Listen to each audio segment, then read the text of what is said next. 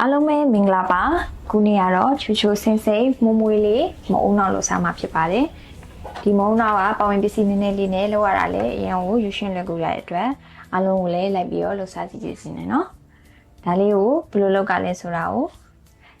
လိုက်ပြီးတော့ကြည့်လိုက်ရအောင်နော်ပါဝင်ပစ္စည်းတွေကတော့နွားနို့1 လီတာဒါကတော့ဆန်မုံကိုထမင်းစားစွန်းနဲ့မမောက်10စွန်းဒါကတော့အုံးစီချဲ့ရန်အတွက်အုံနို့250 ဂရမ်ဒါကတော့တကြားအချိုလေးအတွက်ထမင်းစားစွန်းနဲ့4စွန်းတော့ဒါပစ္စည်းဖြစ်ပါတယ်နော်โอเคအဲ့ဆိုလို့ရှိရင်ဘယ်လိုလုပ်လဲဆိုတာကိုလိုက်ပြီးတော့ကြည့်ရှုလိုက်ရအောင်နော်အရင်ဆုံးဆန်မုံအရှိဖြော်ရမယ်နော်ဆန်မုံကိုထည့်လိုက်တယ်ပြီးရင်ဒီမှာတကြားလေးထည့်မယ်အလေးလေးပြင်းပြင်းလေးဖြစ်တော့စားလေး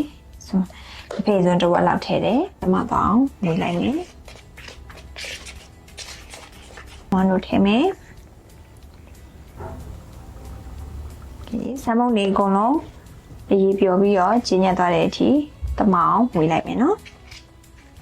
မုံနောက်ကိုနိုးနံမွမွေးလေးနဲ့ချူချူစင်စင်လေးဖြစ်အောင်ငါးနို့လေးနဲ့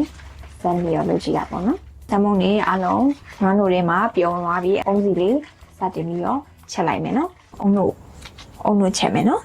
အုံးနို့တွေကိုထည့်လိုက်မယ်အုံးစီချက်ထဲကိုစီလေးတစ်စုံလောက်လည်းထည့်မယ်နော်အုံးနို့လေးတွေကို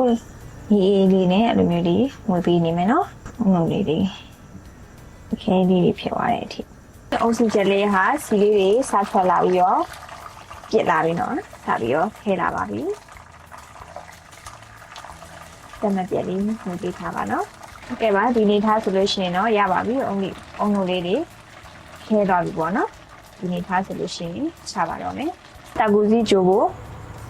ရင်းလေးတည်ထားလိုက်မယ်နော်ဇီဂျိုဘိုအတွက်ရင်းလေးတည်ထားတာအခုဆိုရင်ပွက်နေပါပြီအဲဆိုရင်တာကူစီလေးတွေထည့်လိုက်မယ်နော်တာကူစီထည့်ပြီးသွားလို့ရှိရင်အဆက်မပြတ်မှုပေးပါနော်နမို့ဆိုလို့ရှိရင်တာကူလေးအောက်မှာခဲဝတတ်တယ်တာကူလေးမျက်စိပြတ်သွားတဲ့အထိဂျိုလိုက်မယ်နော်တာကူလေးတွေလည်းကြည်လာပြီးတော့မျက်စိလေးတွေလည်းအနည်းငယ်လေးရှိရတယ်ဒါဆိုလို့ရှိရင်ဒီနေထားဆိုလို့ရှိရင်မုံနှစ်ထည့်လို့ရပြီနော်ဒီနေထားဆိုရင်မုံနှစ်တွေထည့်လိုက်တော့မယ်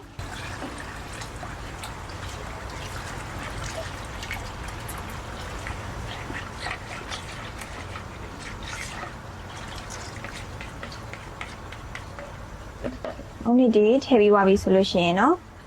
ဆက်မပြန်မှုပေးပါနော်မဆိုလို့ရှိရင်အောက်မှာမုံနှစ်တွေခဲသွားမှာဆိုလို့ပါမုတ်သားလေးတွေက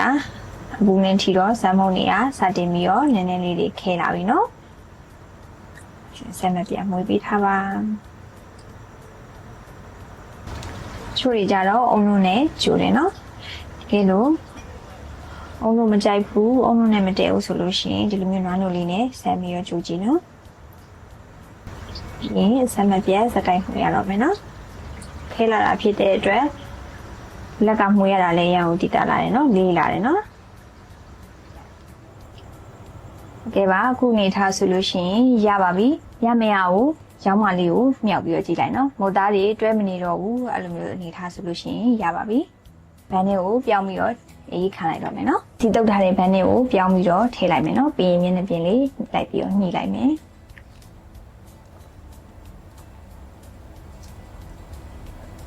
အစမီဘန်းထဲမှာလိုက်ပြီးတော့မျက်နှာပြင်လေးကိုညှိလိုက်မယ်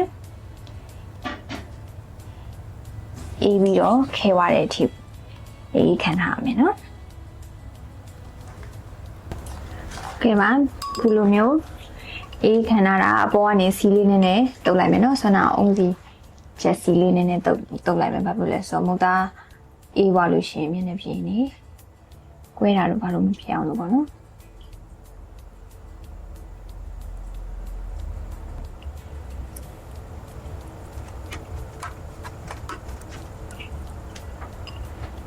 အေးပြီးတော့ခဲသွားတဲ့အထိအေးခံလိုက်မယ်နော်အဲ့ဒါမှလီးတဲ့အခါကျလို့ရှိရင်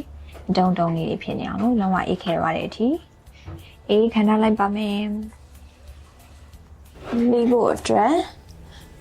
ဒါကိုလည်းစီတုပ်ထားပါနော်ဒါမှမဟုတ်ဆိုလို့ရှိရင်ကတ်နေမှာဆိုလို့နော်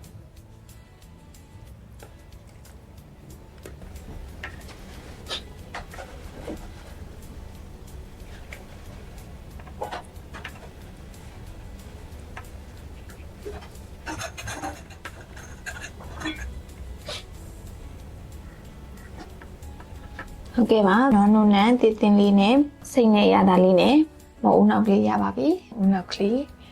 ရပါပြီကိုကြိုက်တဲ့ပုံစံလေးလှိပြပြင်ဆင်ပြီးတော့အုံနောက်လေးတင်ဆန်းပြီးတော့စားလို့ရပါပြီနော်ဒီဟာလေးကတော့မအုံနောက်ဒါကရန်ကုန်နေမှာစားနေကြပုံစံမျိုးလေးအုံနောက်စီချက်ကလေးအပေါ်ကနေပြီးတော့ဆန်းထားတဲ့ဟာလေးပေါ့နော်အချိုကြိုက်လို့ရှိရင်တကြားလေးပါဖြူပြီးတော့စားပါနော်အချိုမကြိုက်ဘူးဆိုလို့ရှိရင်အုံနိုလေးနဲ့အုံနိုစီချက်လေးနဲ့စိမ့်စိမ့်လေးစားလို့ရပါတယ်ဒီလိုမျိုးလေးပါနောက်တစ်မျိုးလေးကတော့ကျမတို့2မျိုးလုပ်ထားတယ်နောက်တစ်မျိုးလေးကတော့ကျမတို့နေဘက်မှာငယ်ငယ်တုန်းကစားခဲ့ရတဲ့ပုံစံမျိုးလေးအုံနိုရည်လေးနဲ့တကြားလေးဖြူပြီးတော့အုံနိုရည်ကြဲကြဲလေးနဲ့တကြားလေးဖြူပြီးတော့စားတဲ့ပုံစံမျိုးလေးပဲဖြစ်ပါတယ်အုံနိုရည်လေးစမ်းလိုက်မယ်နော်ဒါကတော့ကိုရီနေဘက်မှာစားတဲ့ပုံစံမျိုးလေးဒီဟာလေးကတော့အုံလို့ရေးစမ်းလေးပဲဖြစ်ပါတယ်ဒီဟာလေးကလည်းတစ်မျိုးလေးစားကောင်းတယ်ဆနဥစ္စာလေးရတယ်အုံလို့နေတင်ထားတာလေးရလဲစင်စင်လေးနဲ့တစ်မျိုးလေးစားကောင်းတယ်ဒါလေးကလည်းချွတ်ချိုးလေးနဲ့အရေးတောက်လေးတစ်မျိုးလေးစားကောင်းပါတယ်နော်လိုရတာလေးအရင်လေးတဲ့အတွက်အားလုံးပဲလိုက်လို့စားကြည့်ပါနော်ကျမတို့ရဲ့ channel လေးကို subscribe လေးလည်းလုပ်ပေးပါအောင်နော်အားလုံးကိုကျေးဇူးတင်ပါတယ်See you next video. Bye bye.